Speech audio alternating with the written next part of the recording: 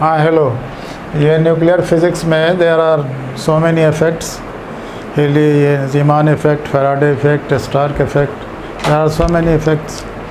तो this is Zeeman effect and Zeeman effect may be defined as Zeeman was scientist और उसने कहा था कि साहब कोई भी स्पेक्ट्रल लाइन होता है. स्पेक्ट्रम का मतलब है किसी भी एटम को, किसी भी मॉलिक्यूल को, किसी भी चीज़ को जब गर्म किया जाए तो वहाँ से रेडिएशन निकलता है और वो रेडिएशन अगर विजिबल रेंज में है तो उसको लाइट कहते हैं, दिखेगा.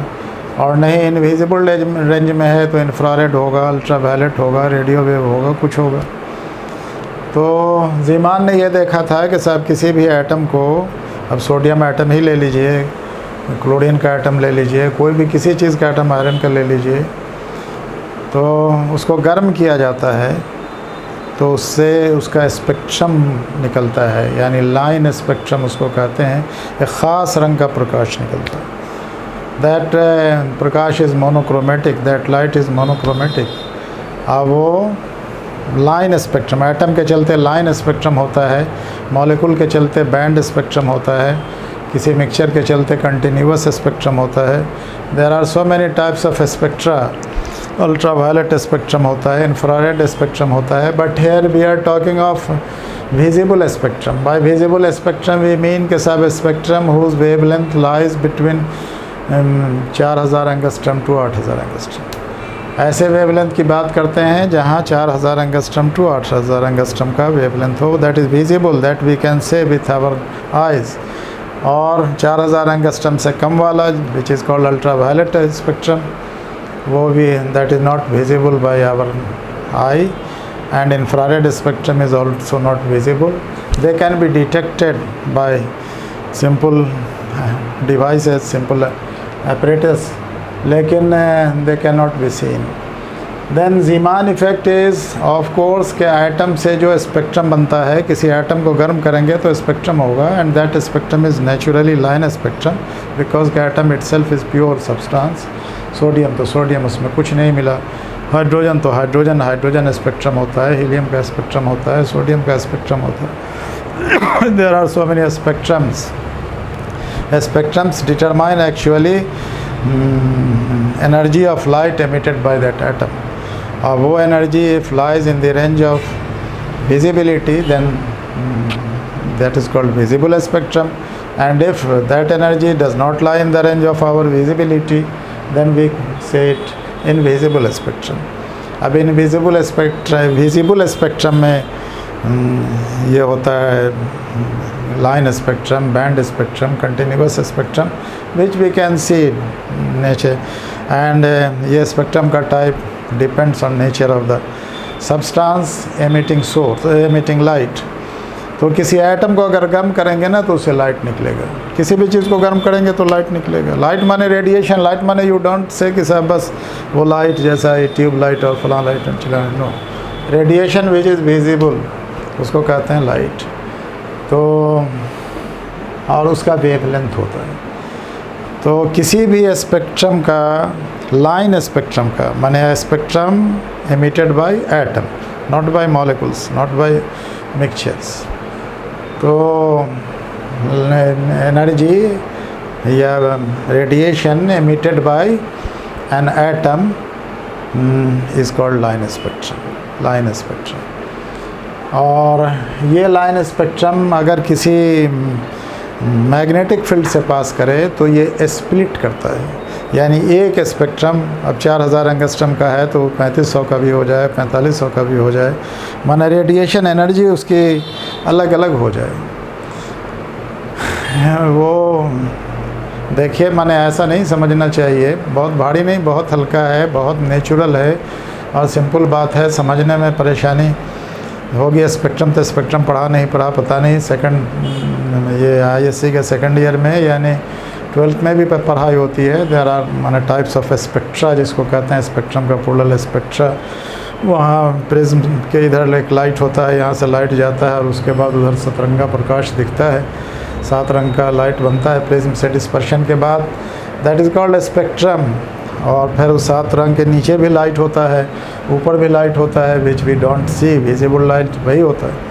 तो जो विजिबल है दैट इज़ विजिबल स्पेक्ट्रम, जो इनविजिबल है इनविजिबल स्पेक्ट्रम। इनविजिबल स्पेक्ट्रम को इंफ्रारेड स्पेक्ट्रम कहते हैं, अल्ट्रावायलेट स्पेक्ट्रम कहते हैं। विजिबल रेंज में कहते हैं line spectrum, band spectrum, continuous spectrum. 3 तरह का स्पेक्ट्रम बोलते हैं। तो we are saying, we are discussing line spectrum. Line spectrum जब भी निकलेगा तो किसी एटम से। अब ये लाइन स्पेक्ट्रम जो पास करता है किसी मैग्नेटिक फील्ड होके, तो ये लाइन स्प्लिट कर जाता है, माने टूट जाता है 2 हिस्से में, 3 हिस्से में, 4 हिस्से में, 5 हिस्से में, 6 हिस्से में। एक हिस्सा मत बोलिएगा, एक लाइन तो है ही, एक लाइन दिखाई दे रहा है, एक लाइन स्प्लिट करेगा तो 2 बनेगा, 3 बनेगा, 4 बनेगा, 5 बनेगा, 6 बनेगा। तो splitting of A line spectrum into 2 और 3 लाइंस, ये कहलाता है नॉर्मल ज़ीमान इफेक्ट। ये नॉर्मल ज़ीमान इफेक्ट, और ये in presence of magnetic field होना चाहिए। In presence of magnetic field splitting of A line spectrum into 2 और 3 कंपोनेंट्स इज़ कॉल्ड, क्या कहते हैं इसको, नॉर्मल ज़ीमान इफेक्ट। और 2 3 कह रहे हैं, 1 नहीं बोल रहे। 2 3 4 5 6 सब हो सकता है, 1 नहीं, इसलिए कि 1 हुआ तो टूटा कहाँ। भाई एक कलम जब टूटेगा तो 2 हिस्से में बटेगा, 3 हिस्से में बटेगा, 4 हिस्से में बटेगा। ये कुछ थोड़ा कहेंगे कि एक कलम टूटेगा तो एक ही हिस्से में बटेगा। दिस इज़ नॉट टूटना, दिस इज़ नॉट स्प्लिटिंग। तो splitting of A line spectrum, line spectrum remember is emitted by an atom. तो हम लिखेंगे line spectrum emitted by an atom when split due to presence of a magnetic field। जब ये टूटता है magnetic field की मौजूदगी में, मैग्नेटिक फील्ड की मौजूदगी की वजह से, then that is called Zeeman effect. If someone asks what is Zeeman effect, then how will you define? You will define in the way that splitting, breaking up, जो कह लीजिए, of a line spectrum into in presence of magnetic field is called Zeeman effect। नहीं, Zeeman effect क्या होगा, defined as, अगर इसको हम पे लिख दें तो क्या लिखेंगे, लिखेंगे defined as splitting, breaking up, जो लिखिए, splitting of a line spectrum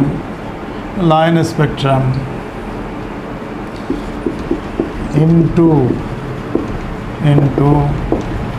2 3 4 5 6 dot components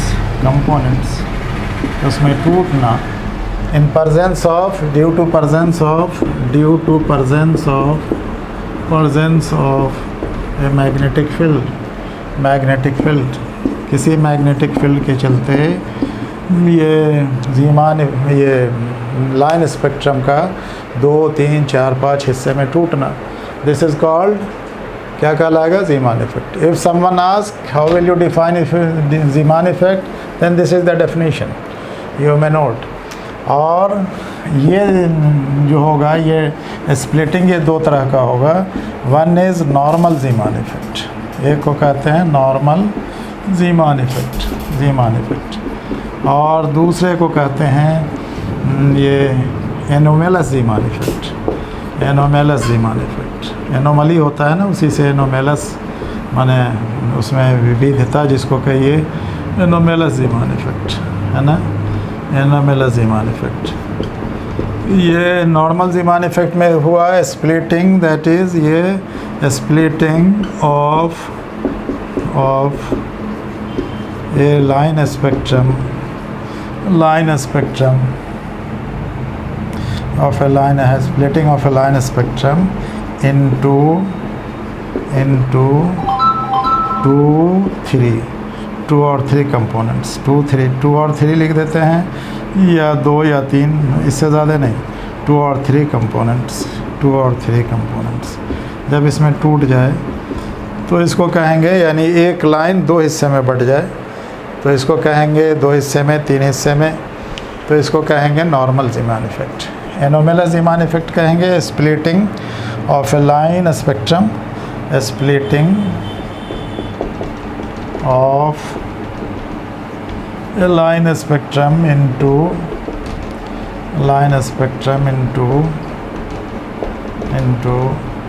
ये 2 3 नहीं 4 5 6 डॉट 7 इतना लाइंस, ये कहलाएगा लाइनस एनोमलस ज़ीमान इफेक्ट। वो वैसे तो थ्योरी पढ़ाई होगी ये यानी होगा डिटेल, लेकिन यहाँ पे हम बता देना चाहें कि ये लाइन स्पेक्ट्रम जो बनता है यानी नॉर्मल ज़ीमान इफेक्ट जो होता है वो स्प्लिटिंग एटम जहाँ कहीं भी है ना तो एटम ऑर्बिट से गिरा है, उस ऑर्बिट के स्प्लिटिंग के चलते हम इसको लिख सकते हैं cause due to splitting of orbits.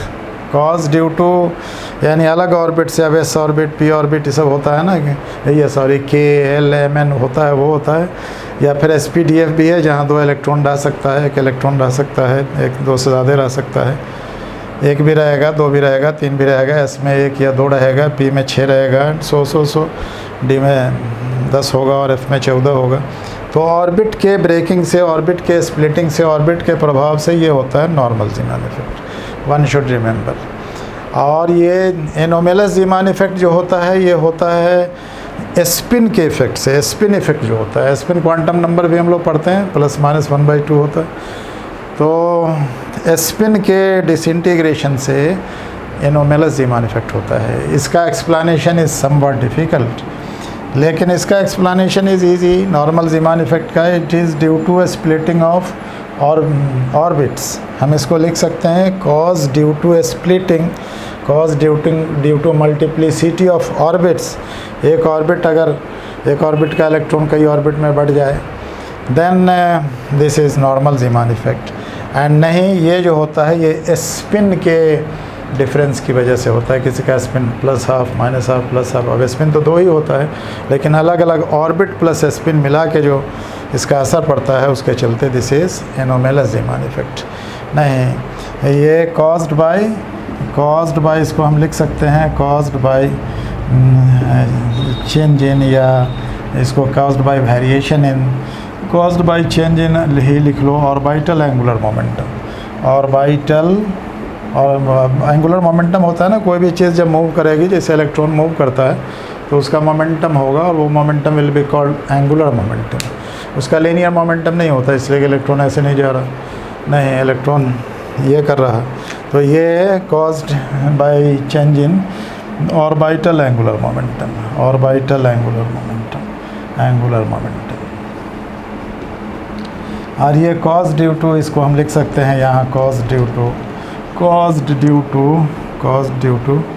Spin momentum, नहीं cause due to spin quantum number ही कह दो। ऑर्बिटल एंगुलर मोमेंटम है, यहाँ स्पिन क्वांटम नंबर होता है, स्पिन क्वांटम नंबर नहीं, ये इसके चलते ये चेंज होता है इसमें। ओके, अब ज़रा सा हम लोग देखें, पहले first we will discuss normal Zeeman effect, then we have to discuss anomalous Zeeman effect. बात अलग अलग है। न्यूक्लियर फिज़िक्स मेन है जी, जानना चाहिए। हम न्यूक्लियर फिज़िक्स पढ़ा रहे हैं, ये थर्ड पार्ट के लिए लोगों के लिए है और बहुत मेन चीज़ है, पूरी थ्योरी इसकी है। न्यूक्लियर फिज़िक्स है, नाम ही देख रहे हो न्यूक्लियर, तो न्यूक्लियस से ही रिलेटेड सारी बातें होगी। और न्यूक्लियस ऐसी चीज़ है जिसको हम लोग देखते नहीं, झंझट है, और न्यूक्लियस ही मेन होता है, उसी के चलते बहुत सारा न्यूक्लियस मिलके ही कोई बड़ी चीज़ बनती है। हर एटम का एक न्यूक्लियस होता है और न्यूक्लियस का ही असर पूरे चीज़ पर, हम लोग जितने बने हुए हैं, जितनी चीज़ सामने आगे पीछे नज़र आ रही है, सब तो सबके अंदर न्यूक्लियस है। और दैट इज़ वेरी इम्पॉर्टेंट चीज़। इसीलिए इसके पहले हमने बताया होगा न्यूक्लियर मॉडल्स है ना, जिसमें 2 मॉडल बताया था, लिक्विड ड्रॉप मॉडल और शेल मॉडल, पढ़ना 2 ही था। वैसे देयर आर डिफरेंट मॉडल्स का ही होता है। तो नॉर्मल ज़ीमान इफ़ेक्ट हम लोग देखें, इसमें ये लॉन्गिट्यूडनल ज़ीमान इफ़ेक्ट होता है, ट्रांसवर्स ज़ीमान इफ़ेक्ट होता है। ये नॉर्मल ज़ीमान इफ़ेक्ट जो है ये बटा हुआ है 2 हिस्से में, transverse Zeeman effect and normal Zeeman effect. नहीं, ये देखो हम यहाँ लिखते हैं ओके,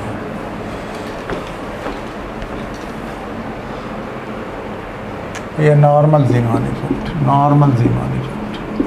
ज़ीमान इफेक्ट है ना।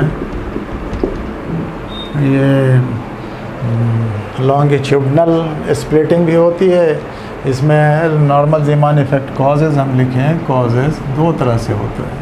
कॉजेज़ लॉन्गिट्यूडनल स्प्लिटिंग, माने स्प्लिट तो करना है, टूटना है, कहते ही हैं ज़ीमान इफेक्ट को, हमने कहा ही ना कि साहब वो splitting of spectral lines split करना माने टूटना।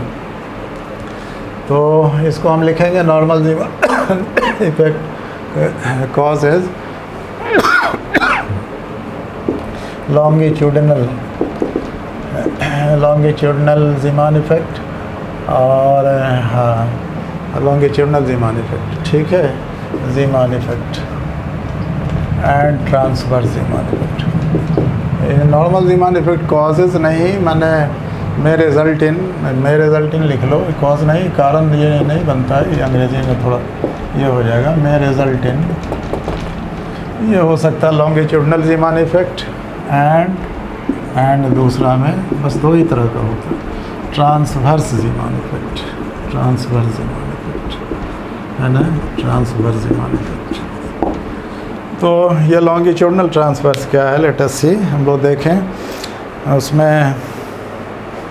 ये देखिए एक्सपेरिमेंटल अरेंजमेंट इसमें हम करके ज़रा सा बता देते हैं कि साहब वो कैसे कैसे है, उसके बाद फिर ये देखेंगे।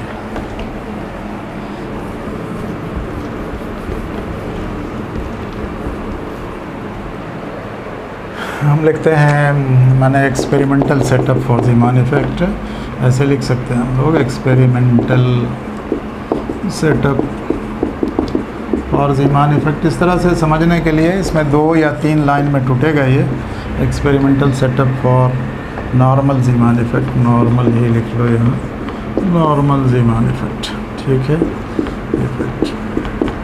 उसके लिए हम लोग 2 मैग्नेट का पोल्स लेते हैं, बिकॉज के हमने कहा है मैग्नेटिक फील्ड ही में टूटना, नॉर्मल ज़ीमान इफेक्ट कहते ही हैं उसको, मैग्नेटिक फील्ड के प्रेजेंस में स्पेक्ट्रल लाइंस का टूटना, दैट इज़ कॉल्ड ज़ीमान इफेक्ट, हमने लिखा ही है। तो मैग्नेटिक फील्ड होना है, मैग्नेटिक फील्ड होना है तो इस तरह का मान लीजिए कि साहब ये कोई पोल्स है लाइक दिस है ना, ये पोल्स है दिस, मान लीजिए दिस इज़ नॉर्थ पोल है, अपना नॉर्थ पोल है, नॉर्थ पोल है, ये नॉर्थ पोल हो गया, और यहाँ पर ये साउथ पोल भी एक मान लीजिए, ये यहाँ साउथ पोल है, देश है ना, ये यहाँ साउथ पोल। लेकिन इस साउथ पोल में एक बात रखिएगा कि साहब यहाँ पर एक ऐसा भी कर दीजिएगा, एक ड्रिलिंग कर दीजिएगा इसको, पोल को, ये पोल को थोड़ा सा ड्रिल कर दीजिएगा, और फिर यहाँ ये साउथ पोल है, ये साउथ ही पोल है, साउथ पोल साउथ ही पोल है, ये साउथ पोल है, साउथ पोल में ड्रिल कर दिया। और यहाँ पर ये सोर्स है, कोई मटेरियल है जिससे लाइट निकलता है, एक रंगा प्रकाश, ये एस है, इसको सोर्स मान लीजिए, और नहीं तो ये ए मान लीजिए, ए ही मान लीजिए, हटाइए, ये this is A is source of radiation, जहाँ से रेडिएशन निकलता है। अब यहाँ पर स्पेक्ट्रोग्राफ, एक स्पेक्ट्रोग्राफ यहाँ से आप देख सकते हैं, माने आप स्पेक्ट्रोग्राफ का फिगर नहीं बनाएंगे, हम सीधे लिख रहेंगे ये स्पेक्ट्रोग्राफ है, स्पेक्ट्रोग्राफ जहाँ से देख सकते हैं, स्पेक्ट्रोग्राफ 1 है, और यहाँ पर स्पेक्ट्रोग्राफ 2 है, ये इस पर यहाँ पर एक स्पेक्ट्रोग्राफ रखिए, स्पेक्ट्रोग्राफ यहाँ पे एक रखिए, दिस इज़ एक स्पेक्ट्रोग्राफ 2, ये भी स्पेक्ट्रोग्राफ। स्पेक्ट्रोग्राफ से या स्पेक्ट्रोग्राफ और मीटर दोनों में फ़र्क है थोड़ा सा, स्पेक्ट्रोग्राफ हमने लिखा है, स्पेक्ट्रोग्राफ से सिर्फ आप देख सकते हैं, ग्राफ देखने की चीज़ होती है, और स्पेक्ट्रोमीटर में नाप सकते हैं किस वेवलेंथ का कौन सा रेडिएशन है, इसको नाप सकते हैं। जहाँ मीटर लगा है ना वहाँ नापने की बात है, और जहाँ ग्राफ है देखने की बात है, ग्राफ तो देखते हैं, ग्राफ से कुछ नापते नहीं हैं। देन ये स्पेक्ट्रोग्राफ है, ये लॉन्गिट्यूडनल पोजीशन में, अच्छा यहाँ नॉर्थ पोल साउथ पोल है ना, तो इसको ये इस तरह से प्लस माइनस यहाँ होगा, कुछ इसे बिजली पास उस कराएंगे, ये प्लस माइनस होगा, ये प्लस माइनस ये रहेगा, पोल है, नॉर्थ पोल साउथ पोल ये होगा। तो अब यहाँ से ये लाइट आएगा, यहाँ से जो लाइट आएगा इसमें, इसको कहेंगे हम लोग कि देखिए ये बी का डायरेक्शन, बी होता है ना मैग्नेटिक फील्ड, हमने नहीं लिखा है, ये बी का डायरेक्शन ऐसे है, सपोज करिए B direction of magnetic field, ये हो गया नॉर्थ पोल साउथ पोल, यही होता है डायरेक्शन मैग्नेटिक फील्ड का। क्या होता है, नॉर्थ पोल पर लगने वाले फोर्स का डायरेक्शन, तो इस पर फोर्स इधर ही लगेगा, साउथ पोल पर लग रहा है ना, ऐसे इसको अट्रैक्ट करेगा, तो यही डायरेक्शन है, direction of magnetic field. This is direction of magnetic field. देखिए फिगर समझिए, फिगर आसान है। ये यहाँ जो स्पेक्ट्रोग्राफ लिखा है, ये स्पेक्ट्रोग्राफ है फॉर ट्रांसवर्स व्यू, माने परपेंडिकुलर हम लोग देख रहे हैं, किसके परपेंडिकुलर, बी के, फॉर ट्रांसवर्स व्यू, इसको लिखते हैं यहाँ पर for transverse view, transverse view, इसका मतलब that is spectrograph lies, that is यहाँ लिख देंगे हम लोग, spectrograph lies perpendicular to direction of B, perpendicular लिखा, ये परपेंडिकुलर है, perpendicular to direction of B माने मैग्नेटिक फील्ड। और ये स्पेक्ट्रोग्राफ जो है, ये स्पेक्ट्रोग्राफ लाइज, हाँ यहाँ पर फॉर ट्रांसवर्स व्यू लिखा है, ये फॉर लॉन्गिट्यूडनल व्यू होगा, माने ऐसे सीधा देखेंगे इसको, यही बोर हो के, बोर जो है ना बना हुआ, इसी से हम लोग सीधा देखेंगे इसको, ऐसे देखेंगे आँख से यहाँ, तो स्पेक्ट्रोग्राफ से देख रहे हैं, this is longitudinal view and this is transverse view, ये है फॉर लॉन्गिट्यूडनल व्यू, माने सीधे देखने के लिए। तो इसमें भी that is spectrograph lies, that is यहाँ द स्पेक्ट्रोग्राफ लाइज, किधर है जी, spectrograph lies parallel to direction of B, parallel to direction of B, वहाँ लिखा था perpendicular to direction of B, यहाँ लिखा है परपेंडिकुलर, ये परपेंडिकुलर का निशान है और ये पैरेलल का निशान है, parallel to direction of B, ठीक है। तो ये देखो अब यहाँ जो होगा क्या, ये तीन इसमें टूटेगा, इसमें तीन, यहाँ से जो रे आवेगी, जो रे यहाँ से निकलेगी, ये रे जो स्पेक्ट्रल लाइन लेमडा होगा या न्यू होगा, न्यू रेडिएशन है न्यू, ये न्यू बराबर यहाँ लिखे न्यू, ये फ्रीक्वेंसी है ऑफ रेडिएशन, न्यू फ्रीक्वेंसी है of radiation emitted by source, emitted by the source S, emitted by the source A, emitted by the source A से जो फ्रीक्वेंसी निकली उसका ये रेडिएशन है। अब फ्रीक्वेंसी के ऊपर में ये नहीं दीजिए, ये वेक्टर नहीं होता है, ये हमने ऐसे ही डायरेक्शन बना दिया, सिर्फ यहाँ ये फ्रीक्वेंसी को ऐसे कर लो, वो अच्छा रहेगा, और नहीं तो वो समझने में दिक्कत होगी, कहिएगा कि सर ने क्या किया है। फ्रीक्वेंसी कोई वेक्टर नहीं है कि उसके ऊपर में हम एरो का निशान दें, लेकिन साहब ये रे कैसे आएगा और एक ये रे ऐसे आएगा, जैसे यहाँ निशान बनाया, यहाँ निशान बनाया, ये किसके लिए है, फॉर लॉन्गिट्यूडनल व्यू। तो लॉन्गिट्यूडनल व्यू में देखिएगा कि साहब ये मेन लाइन न्यू वाला जो है ये टूट जाएगा तीन हिस्से में, लाइक दिस, ये लॉन्गिट्यूडनल व्यू इम्प्लाइज, या लॉन्गिट्यूडनल व्यू है ना, ये लॉन्गिट्यूडनल व्यू है, और ये ट्रांसवर्स व्यू है। तो लॉन्गिट्यूडनल व्यू में इम्प्लाइज कैसे होगा, ये लॉन्गिट्यूडनल व्यू इम्प्लाइज कि ये स्पेक्ट्रल लाइन न्यू जो है ये ऐसे हो जाएगा, यहाँ तीन हो जाएगा, ये new plus new minus delta nu होगा, ये न्यू होगा, ये न्यू प्लस डेल्टा न्यू, है ना, ये स्प्लिटिंग ऐसे होगी लॉन्गिट्यूडनल व्यू, और तीनों एक ही लाइन में होगा, माने एक लाइन में, यानी ये प्लेन पोलराइज्ड होगा, ये तीनों, ऑल दीज थ्री रेडिएशंस, तीनों radiation, all these three radiations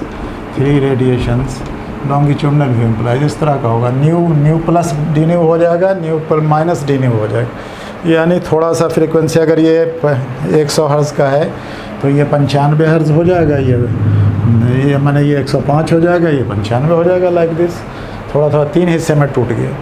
और ट्रांसवर्स व्यू मानेंगे, ट्रांसवर्स व्यू तो इसमें देखेंगे, प्रैक्टिकल करने की बात है, देखने की बात है, जो कभी करिएगा नहीं, देखिएगा नहीं, मिलेगा नहीं, उसमें ऐसा होगा कि साहब ट्रांसवर्स व्यू में ये दो लाइन में टूट जाएगा, लाइक दिस, ये इस तरह से रहेगा, वो इस तरह से, ये ऐसे होगा एक व्यू, ये न्यू प्लस डी न्यू होगा, डेल्टा न्यू, और यहाँ ये इस तरह से एंटी क्लॉकवाइज है, ये क्लॉकवाइज इस तरह से ये होगा, एंटी क्लॉकवाइज, ये new minus delta nu, and यहाँ ये बीच में न्यू रहेगा, ऐसे टूटेगा। दो ही हिस्से में टूटा, ये 3 हिस्से में, 3 यहाँ 2 लाइन मिला, यहाँ 3 लाइन्स है। All this 3 lines are plane polarised, ये प्लेन पोलराइज्ड है।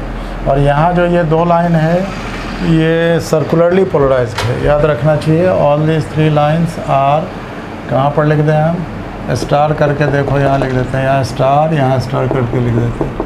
ये all this 3 lines are plane polarised, ठीक है। एंड ये लाइन्स यानी ये जो डायरेक्ट देखा है, ये देखा है परपेंडिकुलर डायरेक्शन में, और यहाँ देखा है ये डायरेक्ट, ये परपेंडिकुलर डायरेक्शन है, ये डायरेक्ट डायरेक्शन। तो इसमें ये 2 लाइन्स है, दीज 2 लाइन्स, यहाँ ऑल दिस 3 लाइन्स लिखा था ना, all this 3 lines are plane polarised, ठीक है।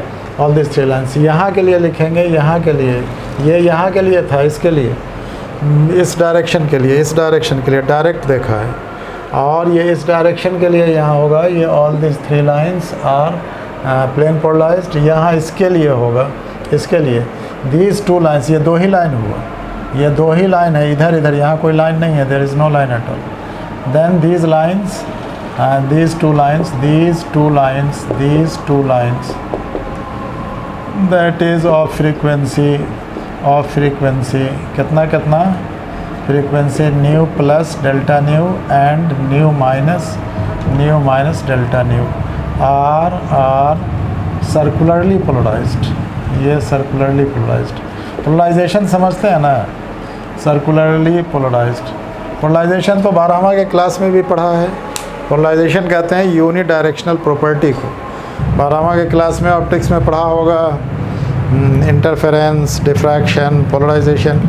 देन पोलराइजेशन जो है ये याद रखना चाहिए हमेशा ट्रांसवर्स वेव का होता है। तो ये ट्रांसवर्स डायरेक्शन में वेव है, इसीलिए so it is circularly polarised. और लॉन्गिट्यूडनल वेव का पोलराइजेशन कभी नहीं होता।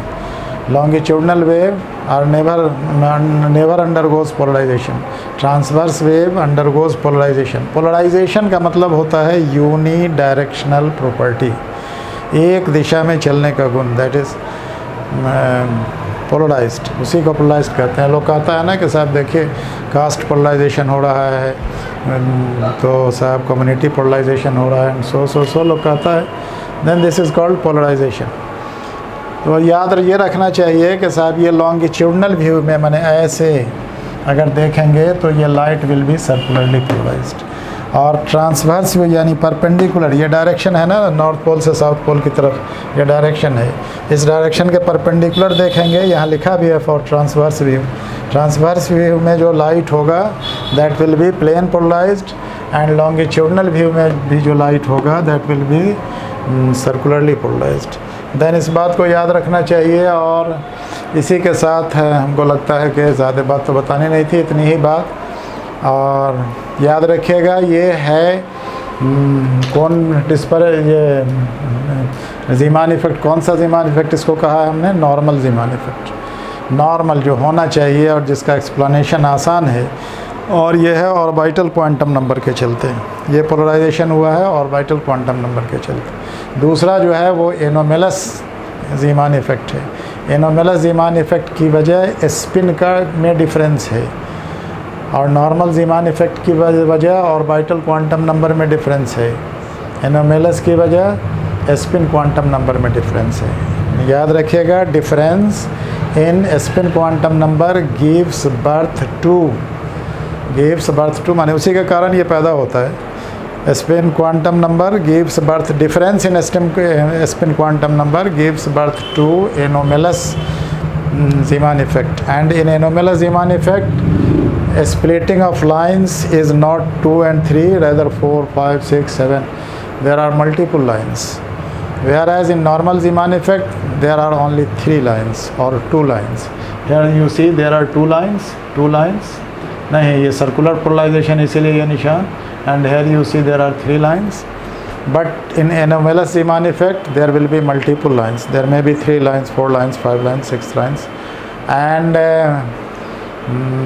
that will be caused due to difference in spin quantum number.